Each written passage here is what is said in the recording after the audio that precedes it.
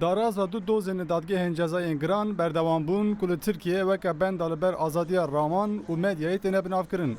Çar akademisyenên girtî bi tawana ku piştgiriya PKK'yê kirine, rojnameger Can Dündar û Erdem Gül jî bi tawana ku piştgiriya rêxistina Fethullah Gülen kirine derketin berdozger. Yeni bir zafer elde ettik. Me dwarê hiqûqî de serfiraziyeke din bi dest xist. Hûn jî dibînin kesên ku xwedî li azadiya ramanê derdkevin û dîsa kesên ku xwedî li azadiya medyayê derdkevin di nava yekitiyekê de ne. Me hêzên xwe ji bo yêkirin yek da ku em zorê li Tirkiye bikin û dawiyê li vê bêedaletiyê bînin. û ev welat bibe welatekî adilane. Savaşımız devam edecek. Ji bo piştgiriya van kesên ku têne darizandin li ber dadxaneya Stenbolê girseyeke qerebaliq li hev civiya. Hejmarek parlamenterên CHP û 10 jî parlamenterên HDP'yê bo piştgiriya li ber dadxaneyê bûn ku hevseroka HDP Figen Yüksek da jî di nav de bû. Avrupa Birliği'nde zaten Em di rapora Yekîtiya Avrupa'da sê pêngavan paş de çûn.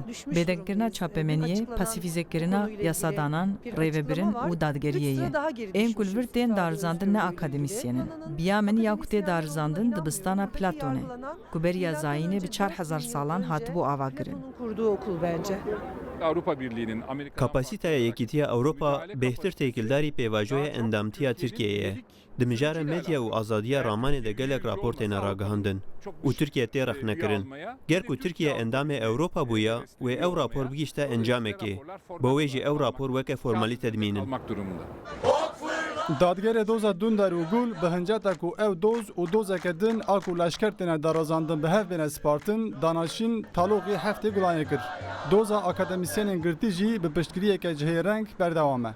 Ev her du doz li Tirkiye weke simgeya azadiya raman û azadiya medyayê têne nîşandan. Her wiha ji bo her du danaşînan piştgiriyeke navnetewî jî bi rêva diçe. Rawîn Stêrk, Rûdaw,